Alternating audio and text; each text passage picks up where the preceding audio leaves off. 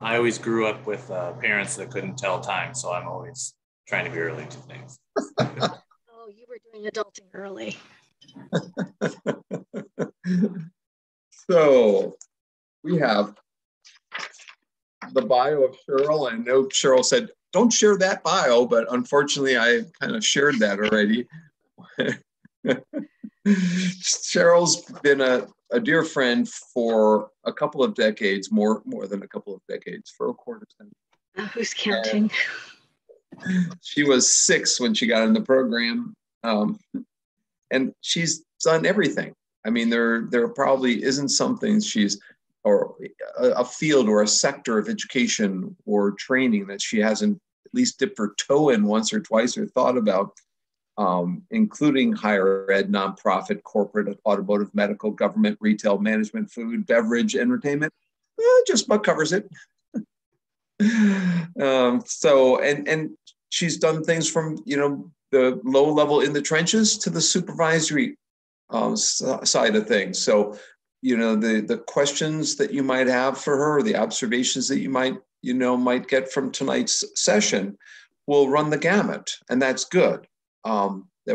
Last week we had a couple people with us who are in the trenches doing instructional design, and one got her master's in ISD, one is working on her PhD at this time, and so now we'll hear from someone who, while working on the PhD, went into the corporate world and did instructional design. I think Delco or General Motors or Lilly, or which was it? Arthur Andersen didn't shred paper, and then General Motors. General Motors. Okay, Arthur Andersen, and she was shredding paper before the legal. No. And Deb Haney did her dissertation on Arthur Andersen, if you remember. I don't know if you remember. Yeah, Deb Haney. I do remember. We were very close. That's probably worth money, her dissertation, the ins and outs of Andersen, but before Enron, or maybe it was during Enron when she studied them. It might have been actually when they had Enron as a client. But so possibly, but you never know. Where's she living, by the way? Is she in DC, the area? No, she's in Arizona right now. Okay. As far as I know, and COVID's kept me so busy, we haven't quite kept up to date with it. But yeah. Now you don't have COVID, do you? Dear Lord, no, thank God. No, just COVID hitting higher education in general was we're pretty slammed. Yeah. And so I had it Christmas Day, I got it, but just the aches and pains and sinus congestion. So fortunately. Well, I'm glad you got better.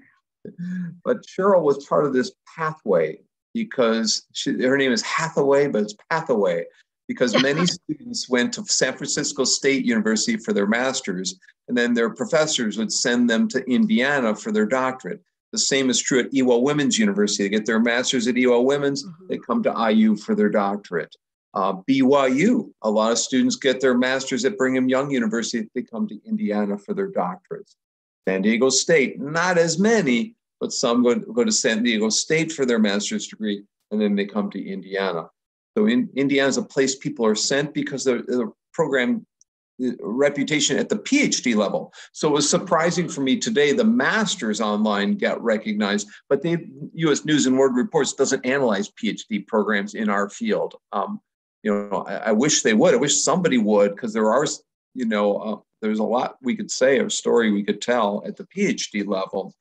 So I was lucky to have Cheryl sent by my colleague, actually, Kim Foreman at San Francisco State, was a student at Madison with me. And I dedicate one of my books to her because she passed away in a traffic accident in Rwanda recently. But Kim sent Cheryl to us, and that was and many others that she sent our way. And one of the grads in our program, Brian Beatty, ended up at San Francisco State University, and he's known for the high flex model. And you met him, Sunmei, I assume, or at least know of him, right, Sunmei? Actually, my professor. I graduated from SFSU. Okay. So, Hey. yeah. Okay. creators. Yeah, small world. Small world, definitely. Sunmei's my TA. I have two TAs. Sunmei's one of my TAs. She's about ready to take her qualifying exams. So Yeah. you Thank you. can pray for her every night for the next months. Thank you so much. So if you look at the list of things that she's done, and by the way, Cheryl, I went back to your old resume from 2014, it's the newest one I had, and I wrote some questions down off of here. Also, a portfolio. That was actually out of the program. We had to graduate. We had to have a portfolio. It still works, printed out, and still keep adding to it. So Cheryl had the most unique dissertation at the time. And it took her a while to do and to compile it and go back to it and find out what she had gathered, because she interviewed people who were prominent in the field. And those interviews were her dissertation, and she made her dissertation available electronically. It was the first time that was ever done at Indiana University. So there's some hoops and hurdles that she had to go through. So Cheryl's an innovator in many ways. Cheryl, you want to briefly describe what you did?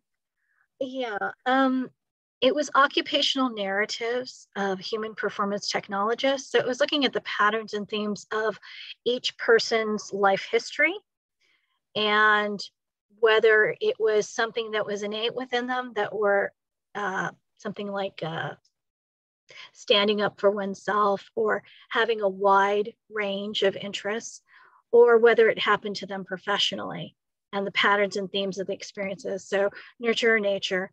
I had 12 people, half men, half women, and 1/4 were international as well.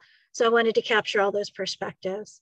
The dissertation just captured the patterns and themes that I saw. So I made micro clips throughout each of the life histories that I'd done, and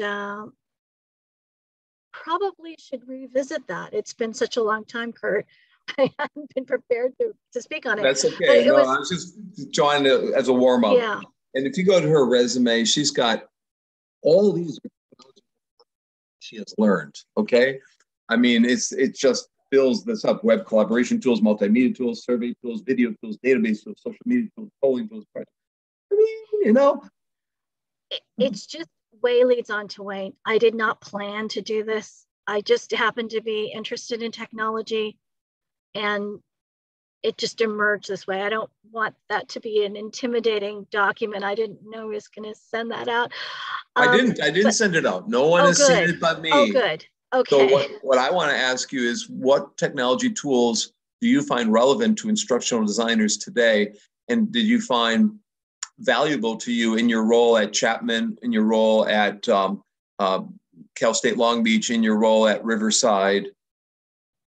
Well, definitely Zoom. We were piloting Zoom as early as 2014, the UC system. We, as instructional designers, met across the UC system and used Zoom as our way of communicating, because we couldn't possibly fly one another to meet up. We were only able to do that once a year. So the rest of the months we would meet online, and we used a Google document and just added to the meeting minutes. I think that's now a consistent use of Google documents. We would put links in, we would round robin take notes, we'd add resources, and actually created a wonderful timeline. It still exists in the UC system. And not only the instructional designers meet, the videographers meet, the research directors meet, the educational technology directors, as well as the CIO. So it was kind of neat to see that pattern roll out. I think those tools like Google Apps or the Microsoft Office, those are, they're usually invested in by the university as basic tools. We try and use those affordances first, whichever one we had. So at UCI, we had both Google and Word. So did we also have it at UC Riverside. At Chapman, we had both, but at Long Beach, it was Microsoft Office alone. So we really focused on that, particularly for use by students as well as the faculty members to create that familiarity and ease of use. We modeled anything that we did in that application. So I mean, it was Zoom. Yeah. Before that, you were at Irvine. And you were heavily involved, if I remember, and maybe at Chapman as well, in blended learning and blended learning approaches. Yes. Yes, HyFlex would be used at. You want to explain the blended learning approaches that were experimented with at Irvine or at Chapman? Okay, so is anybody working currently in higher education right now or have an interest in it? Okay, so this is for you. So bottom line is, Megan too down there. Professors don't necessarily want to come to instructional designers or to the academic technology department to learn how to use a tool or to be taught all these instructional strategies. I can pretty much say that our traditional workshops, you could hear crickets in the background because only 1 or 2 people would show up. So what we hit upon after I did, I think it was 130 interviews across campus. So it was just, I was brand new. I was the first instructional designer in 2012 at UC Irvine. So I got a chance to just interview associate deans and anybody they thought were innovative. After I canvassed all of that, pretty much things that came out were, I don't want to go to a workshop where someone's going to monopolize and talk for an hour. My time is important. I have to, I want to hear the bullet points and then I'm going to move on. They wanted resources from those talks. They wanted everything that would be catered and personalized to them. So the challenge was to create something personalized and yet replicable from an instructional designer, of which I was just one on a campus with I think it was 45,000 students. So a little daunting there. Yeah. No. It was a little daunting. What I came up upon is lightning talks. Everybody can do a lightning talk. Within 5 or 6 minutes, you can do any number of things.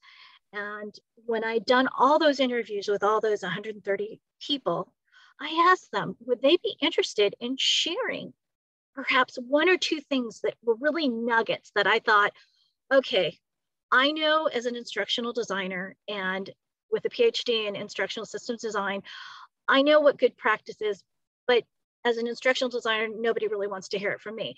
So what I did is I tapped people, and it took me time to polish, but I picked 4 people usually.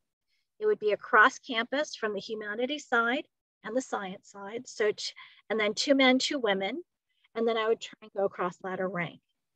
And I asked them 5 to 6 minutes, a lightning talk about one thing. And so what I would do is I would coordinate all that. We would all work in a Google document a month before. I would put their picture, their name, their research interests. I would put some highlighted bullet points to start them off. They'd never used Google Documents before at that point in time, so I had to introduce it to them. Once they got in there, they got excited. They saw their names. They saw other people's names. So there was kind of a peer pressure to get in and do something. I also explained to them that once this document was done, it would also be shared with everybody on campus. So the wonderful thing is we created a program, a shared program collaboratively between myself and the faculty members. This can be done in a corporate setting as well. And what happened was we were able to do this and meet up through Google. We were using Google Hangouts, we were using Google Documents.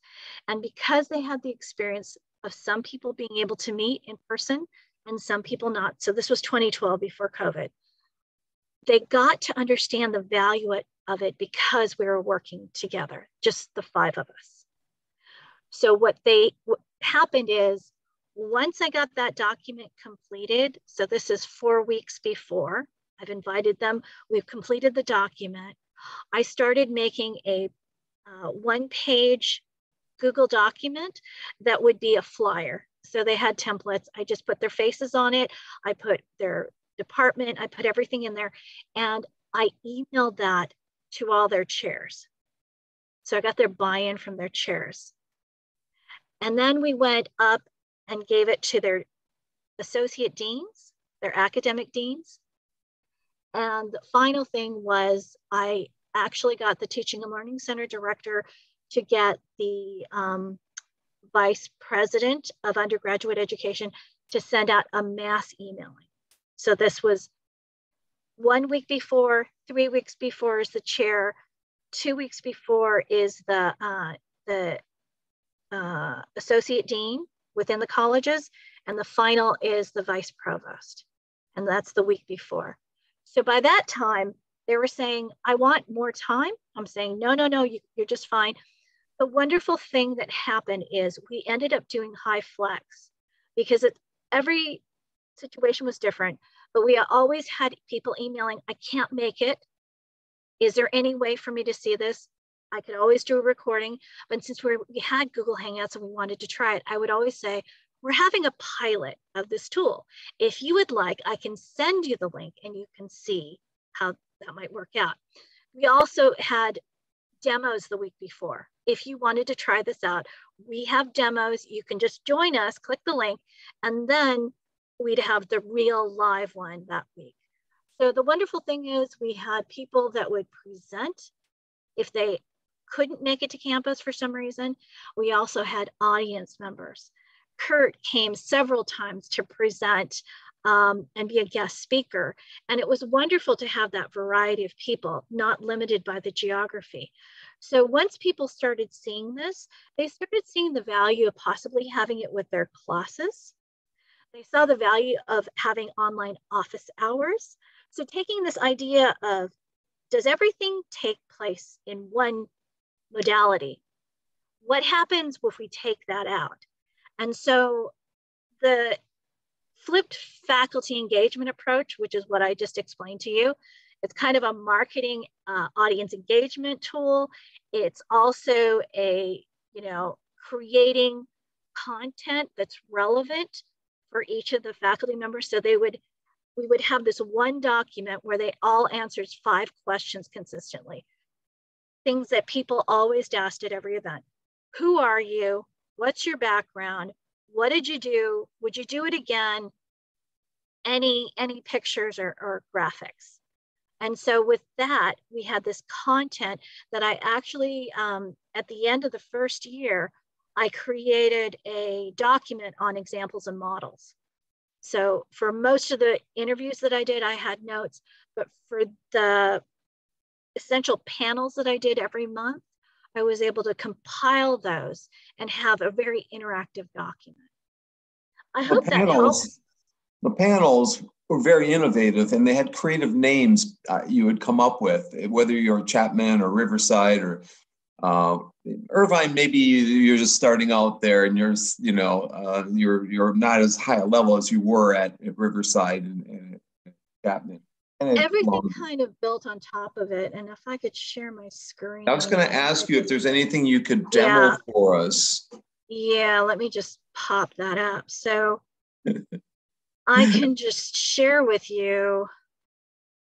Let's see, let's do this. These were 7 strategic projects on digital transformation that I had. And these are mainly focused in the last 10 years, which is in higher education. Prior to this, I worked with a nonprofit nursing organization, Arthur Andersen, General Motors, as well as some other folks. But I know our time is short. I can start off with the first project because that laid the foundation on it. Yep. And then I'll let everybody choose whatever they want to do or to see.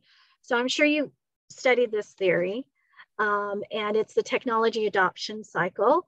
What we know through marketing and also from our theory, and that's Everett Rogers, is that the innovators will do this whether people tell them to or they know it or not.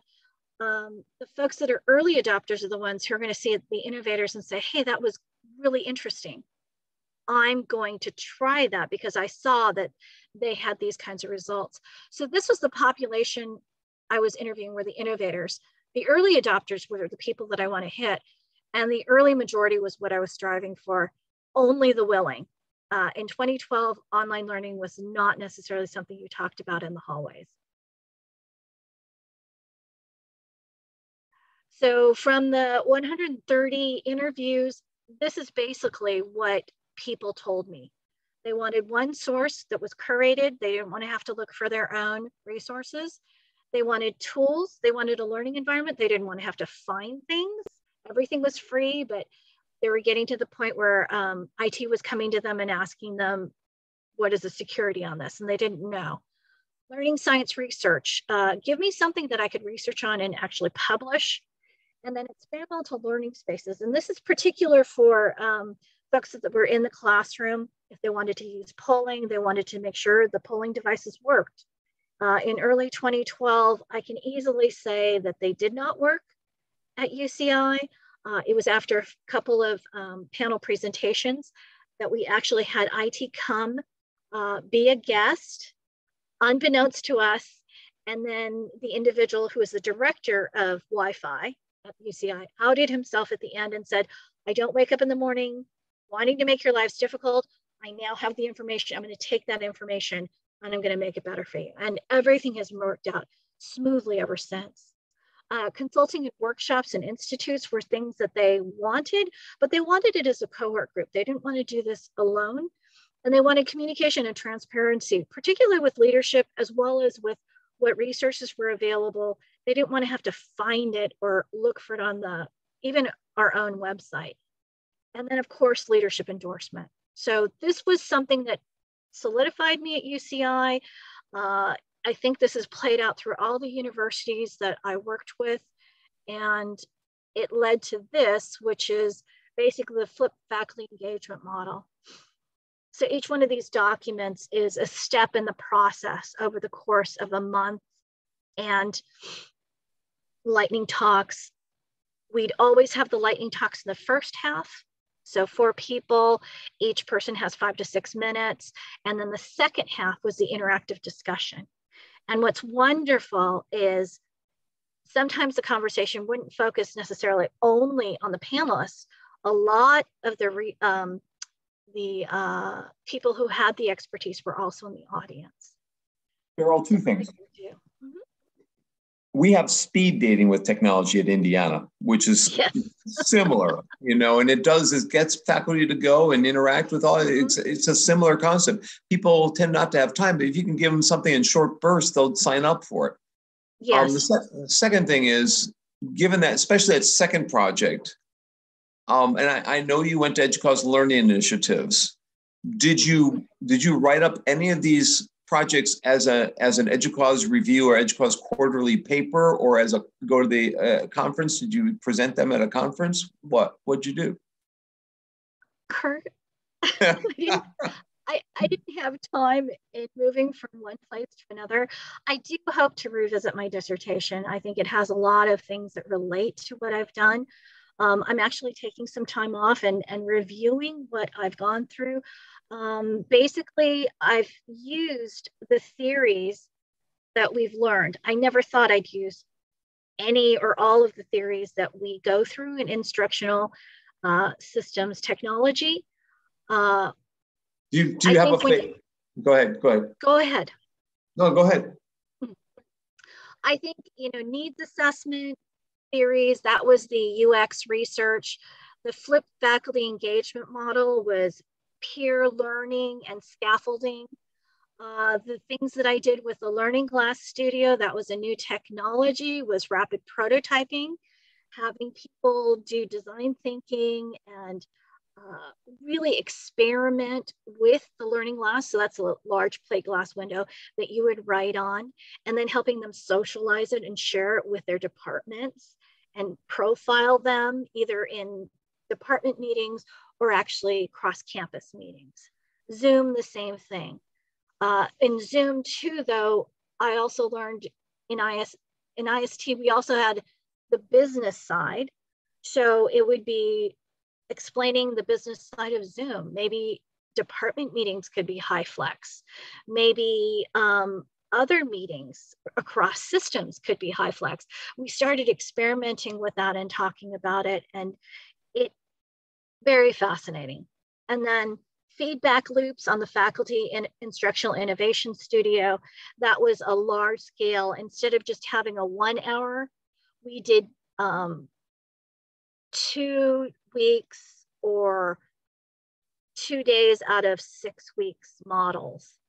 And then with Chapman University, we not only linked online, but we linked classrooms too. So people could move around 3 large classrooms and participate not only online, but in person. I remember that. I participated in one. So two things. We have a Jamboard with questions for Cheryl. So be sure to write some questions in there, but we'll come back to that.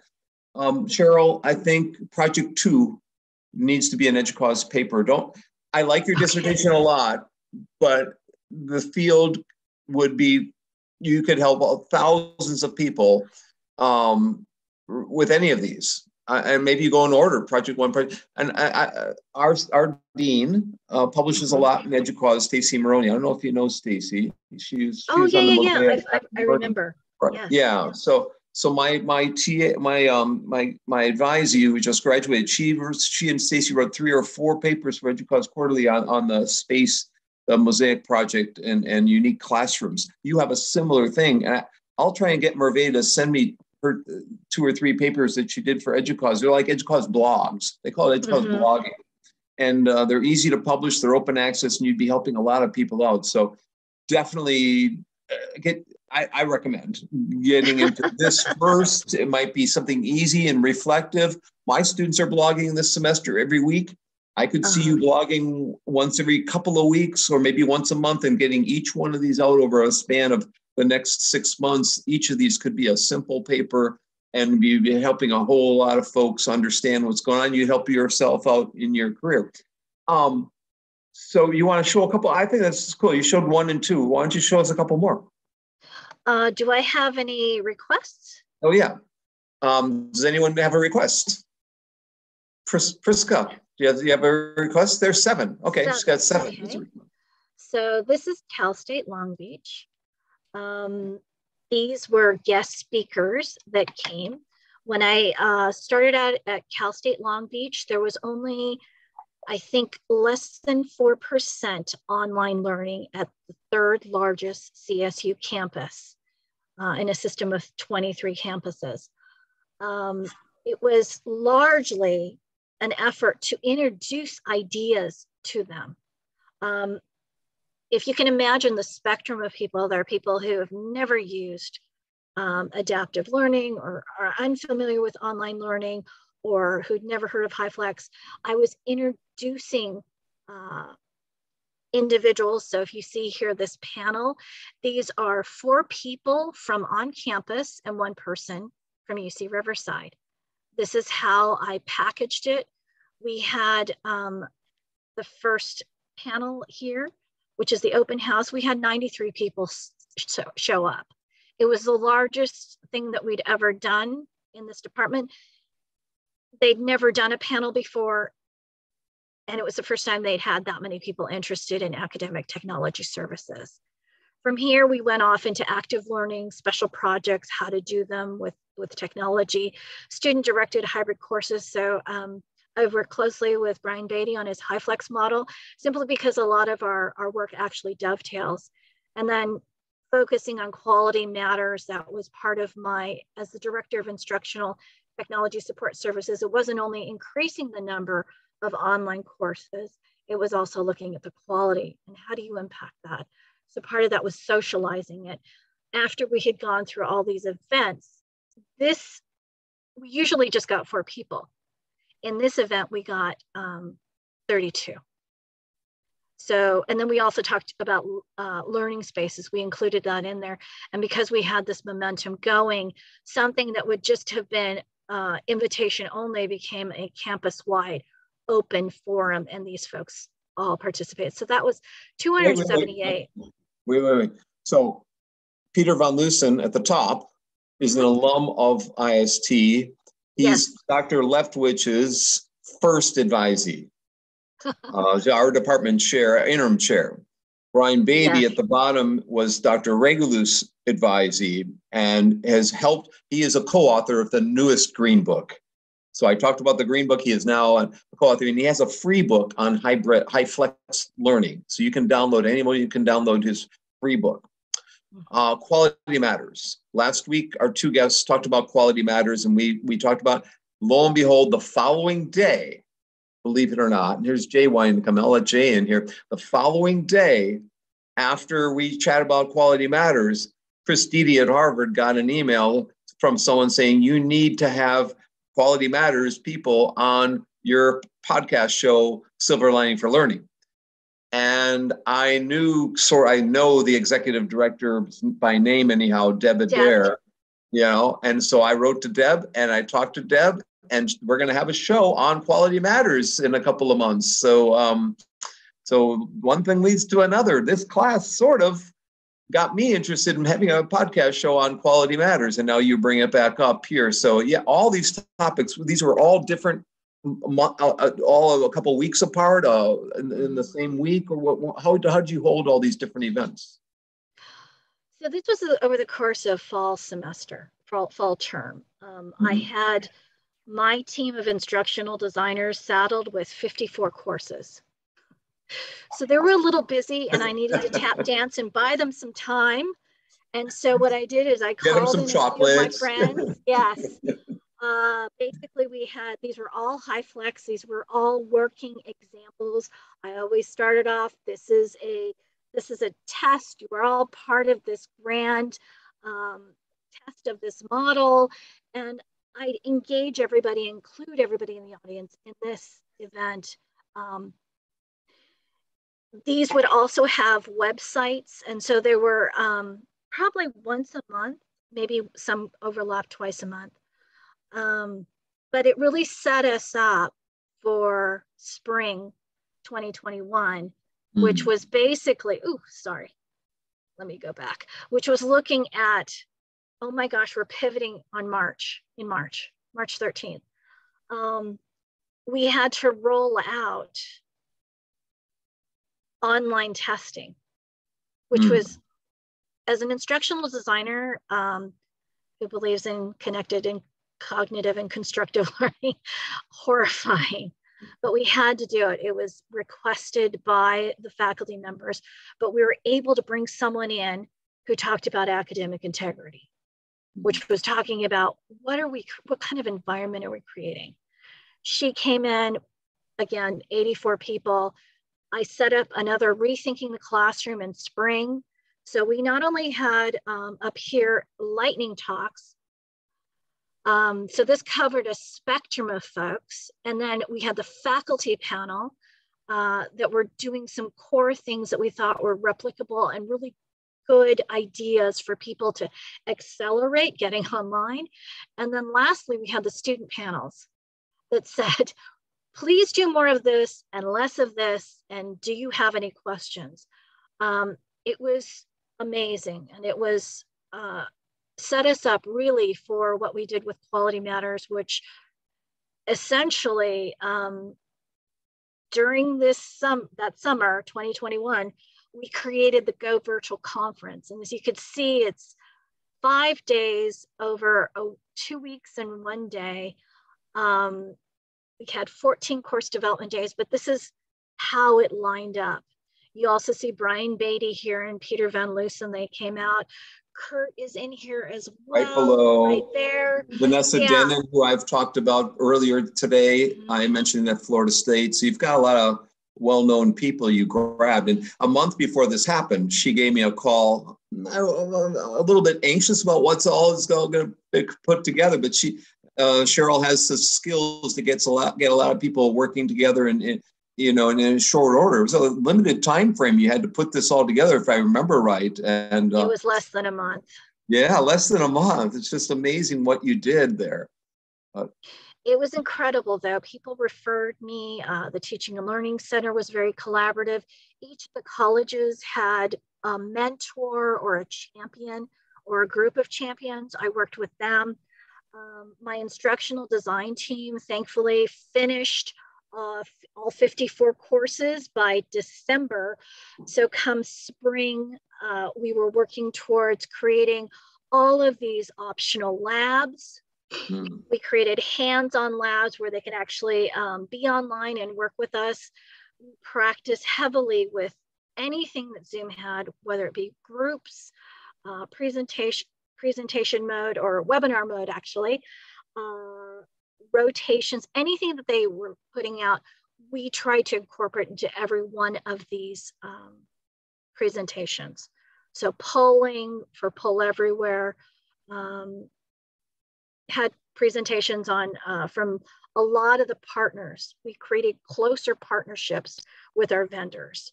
It wasn't a service model. It was more, we're working in this together. A lot of our training went to them because we were focused on instructional design.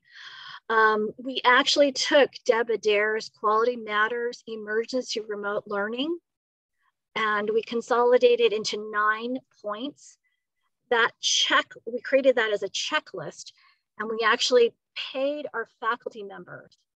So if they went through this program, or we had a step-by-step online module program that talked about how to get your course online, if they did the checklist with a peer or with a champion in their college, they would sign off on the bottom for the 9 points. So that was basic, do no harm to students. They would get a stipend of, I believe it was $1,000. So that was during the summer. So that's how we got, I think there was 1,200 people that signed up for our programs. And out of that, 560 completed. So that was like half. And then when we moved over towards Quality Matters Essentials, which is actually the 24 essentials, we had 220 people sign up that following December. This was the 2021 fall professional development. So these were the ATS, Academic Technology Services programs that were attended. This is the Faculty Center. This is the Chancellor's Office, and this is an independent program that faculty also got stipends. This is how many hours they spent, and just the composition of mentors by designation. And we had 121 mentors. We're extremely lucky. And these were some of the things that came out of it. These were some that are already from programs, but we use them as examples and models.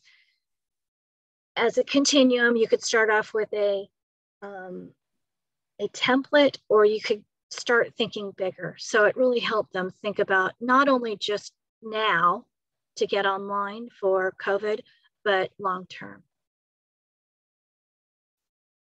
So that's it in a nutshell, so to speak. I don't know what my time is like. I know my Jay Hathaway is here. Yeah, we have a lot of time. Deb Adair will be on Silver Lining for Learning on May 7th. So at 5:30 Eastern time, if anyone wants to find out about Quality Matters, I'm doing this from memory, so I'm 99% sure, and it'll be posted at the website in short order. But I'd recommend coming to that. We're going to also have before that, the 2 weeks before that, we'll have World Savvy and Taking It Global, which is doing global collaboration projects with kids around the world and teachers around the world, getting people competent in global curriculum kinds of things. So we're having a fabulous month of the end of March and April and early May. So Cheryl, you've done a lot, and this other sheet that was her old portfolio has similar projects when she was doing instructional design related course development for critical care nursing. They had a lot of print content and a lot of PowerPoints. It wasn't totally gorgeous. They were very attached to their PowerPoints, as most professors are, or most professionals are, but we were able to make an interactive module that eventually got improved and improved and improved. There's never a finished set of modules. It won the Brandon Hall Silver Award. The nurse manager training program won the gold. Wow. So just taking PowerPoint slides or their print materials, they're the largest critical care nursing organization, lots of content, didn't know what to do with it. Now they're creating CEUs. Very cool. And she's also done employee orientation at Sandia National Laboratories. I mean, Cheryl's done a variety of things with her degree in IST. The main point I'm trying to make here tonight is you can do a lot with your credentials within IST, whether it's multimedia development or running workshops or organizing events. I mean, it doesn't have to be one dimensional in nature. So, and Cheryl epitomizes the kind of the opportunities that are available to all of you. And so maybe someday she'll update this dossier of her work. It's almost probably impossible. I'm doing a similar. I'm doing a dossier up on the web that I've been working on during the past, well, it's been a month, but during the past week intensively. I've never had one before. And it's not necessarily, it's more summative than project-based in nature. So I applaud that your efforts in all these. I want to open up to student questions, but first, well, no, let me open up a student question. I can ask my question if no one has a question. So do we have anything on the Jamboard? Let's see what's out here on the Jamboard. We have 4 things for you, Cheryl. No, that's okay. That's me. Oh, 5. Okay. Who wants to ask about the biggest learning curve question? Whose question was that? Biggest learning for the different industries. Was that? Oh, that was my question. So go ahead and ask the question. Learning curve, I think, is going in and knowing all the theory, all the research. You're ready to go. But when you sit down and talk to someone, it may sound like you are speaking in a foreign language. So actually retaining all that information, knowing it, and then knowing when to use it. I think the easiest way I could say it is even in higher education where learning is, a topic, I got to meet professors where they were and work with them on their interests and then create that trust, that value proposition, what's in it for me, for that, for them. And then we were able to work together in parallel. So that was the biggest learning curve right there. Who's got the industry higher ed question? Go ahead and ask that. So you've done both, and I currently work in higher education, but I'm considering going into industry. And so I just wondered which you prefer, or if you have a preference at all. I don't think you have to have a preference. We're getting to the point, particularly since COVID, online learning, hybrid learning, the work we do is all changing. And I mean, I know it's ironic, it's the best possible world. We all thought technology and education, that's why we got into the field. And then COVID happened, and now there's abundance of work. People go back and forth between the two now. I think, the basics are needs assessment and analysis, systems, knowing that you're going into a system, that there's, the immediate need, and then there's extrapolating other things you need to take, account of using SWOT analysis or pest analysis, those business models. I think the world is really your oyster. So we have a question about your research interests. Who had that question and want to reframe it for her? Yeah, Research I got questions. No. Let's have someone ask it. Okay. No, that's okay. That was my question, and I just thought that it was an interesting topic that I don't actually know what it means, and so I was just curious. So blockchain. So how we graduate, and if we ever have to get our records, we have to go back to the institution of record, ask for our transcripts, and have them sent. Blockchain is actually the idea of having that be tied, having that information, that documentation to be, instead of tied to the institution, tied to the individual.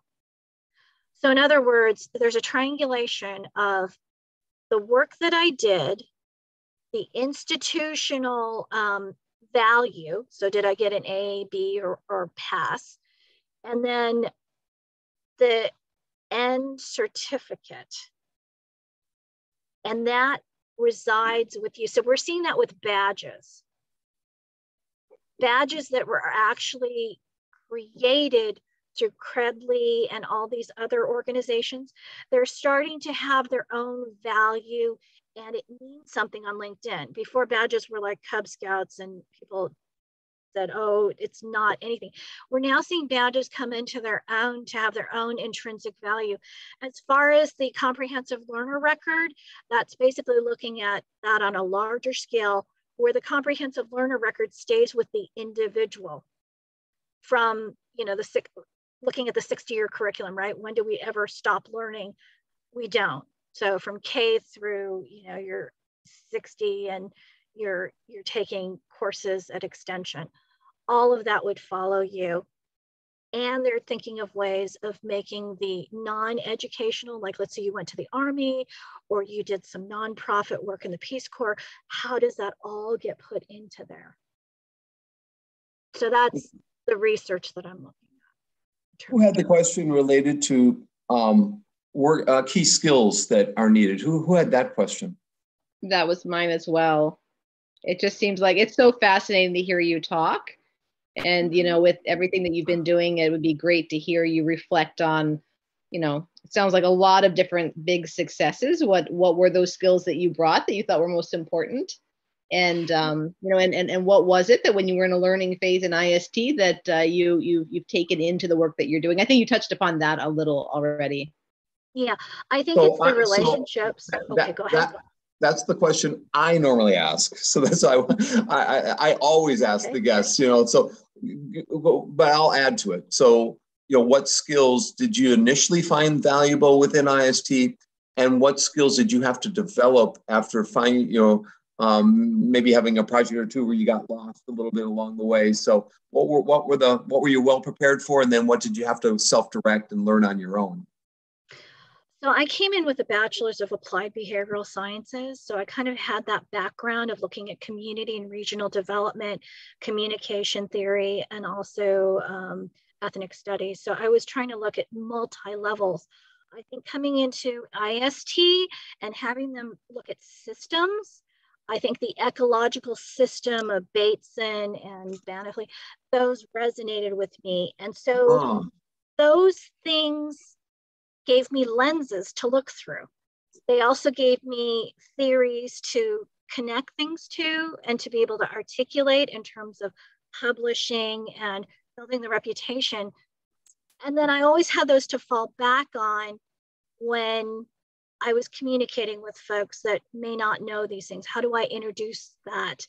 I think I could speak to the relationships that I have with my classmates, my professors. You know, I didn't need to know everything. I could call somebody if I needed to. It wasn't as fearful as I thought, going from corporate to higher education to nonprofit to other arenas. We have so one, that's it in a nutshell. We have one question that wasn't answered yet, or wasn't asked yet, and it has to do with engagement. You mentioned your panel in your faculty engagement examples and project 7. Diversity in gender, rank, and interest was considered. What other characteristics were important in your selection? Whose question was that? That was mine. I really am trying to get at the collaboration of teams and having groups of people working together, both in trying to engage other faculty. I'm really interested in what you had to say as far as, you know, pulling people in and getting people who are originally not interested to be interested. So can you talk a little bit about your selection of the groups of people you worked with there? So a lot of it was referral. Who was the most innovative people that were on campus. So it was part of my needs assessment, needs analysis. way led on to way, one person would say, oh, you got to talk to so-and-so, you've got to talk to so-and-so. And so then I could look at, in the back of my head, I'm thinking patterns and themes. What are the most important needs that people were saying that they needed? And then what were people saying that they were really good at? Doesn't mean they had a perfect course, but they were doing something right. I could figure out, okay, there's 5 people that do it. 2 of them are men, 3 of them are women. And I just try to group, and I spent a lot of time, with little Post-it notes with people's names on it, right? And trying to find that perfect panel. That was the work that you did beforehand. A lot of the interviews, I'm interviewing them. I'm listening to them. I find that in higher education, not a lot of people listen. So I think it was helpful to be that listener, and then to reinforce, wow, this is really unique, particularly in 2012 when online learning was not so well perceived. I could say, it sounds like you're on the right track. How would you like to present? I'll talk to your chair. We'll have it go out through the vice provost. But I don't want to take any more time because Jay Hathaway is here, and we're going to talk about gaming. We are. And I want to make sure we does anyone else have a pressing question they want to ask Cheryl, or follow up a quick question? Feel free. We'll answer emails too. Yeah. Anything you want to grab at? I do want to ask one more. And that's, when you reflect on your career, what are, I don't want you to elaborate on them, but especially recent things. You showed us a very cool and important, valuable project. What are some other cool things that you've done during your career that you might want to mention for folks that you haven't mentioned? I think the Quality Matters project, getting it to 24 essential standards, because, and I say this because when we went into COVID, every college and department thought they were going to create their own standards. I don't know if you guys experienced that, those of you in higher ed. We waited 3 weeks and nobody came back to me as the Director of Instructional Technology Services. So I went ahead and just introduced with a logo, the 9 CSULB. They branded it some other acronym I forgot, that they could call their own, so that we had the 9 and then later we had the 24. And to have faculty members buy into that was amazing. I never thought it could happen. I'm sure you got many other stories we could go through for hours. And so, if you find yourself in Southern California, I'm sure Cheryl would like to visit over tea or with you. I'll be out that way for AERA in April, or that's the plan. I hope to see both you and Jay at the time, end of April, just like I did one other time flying out to San Diego. So there's Cheryl's email in the chat window. And one of my former students, Patrick Walsh, has shown up. He also came the other day. He's a graduate of the program. I mentioned Jay was going to be here, and to a few people. There might be others showing up around. That's why I've delayed a little. I told a few of them to come at 8 o'clock our time. It's 5 o'clock your time. That's so that's why I was delaying a little bit. Though there might be a few more people showing up along the way. Anyhow, and then Patrick's professor of accounting. So my former area, and got his EDD in IST. So he's combining IST and accounting just like I did, but a much different way than I am. And Patrick's back here. He's at BYU, Idaho. So thank you for coming back, Patrick. The second time I'm seeing you this week. Do you have a video, by the way, or do you not want to put your video on so I could wave at you? But he's an accountant, so he's shy, just like me,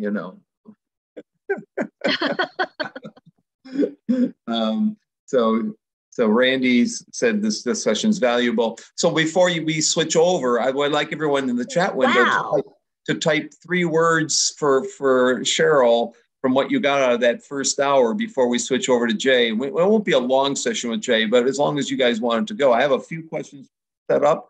but anyone just type in the chat window and a couple of things, and I'll tell you when to hit enter. Now, how will you do that? We type 3 words like really great day or whatever you want 3 words can be, you know, and then I'll tell you when to hit enter.